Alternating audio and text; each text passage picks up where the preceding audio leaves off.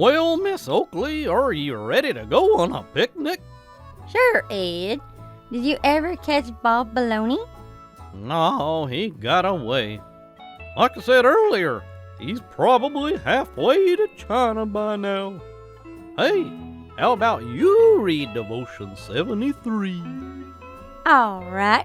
After Samuel anointed Saul and told him that he would be the next king of Israel, he gave the clearly skeptical young man a series of signs in 1 Samuel 10, 2-5, that he said was to watch for the signs that would prove that Samuel was saying beyond a doubt.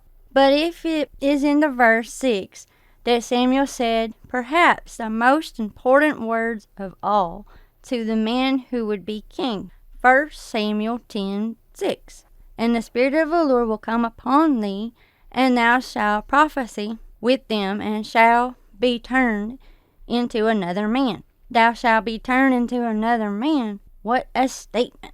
Understand that God is not looking through the ranks of humanity to find men and women, boys and girls, who are already so special and amazing that he is simply compelled to use them. On the contrary, he is actually looking for people that he can radically transform into someone who will be useful. Many days we will feel as Saul did, somewhat useless. Of those days take heart, and do remember that if you are in your mind useless, you might be just what God is looking for. But because when he makes a person another man or another woman, he receives the glory for what they become and what they accomplish.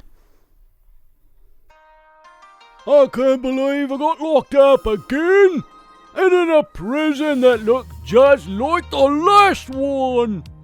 You be here a very long time. Me read book many time. Little bunnies down by the brook. You punishment be terrible.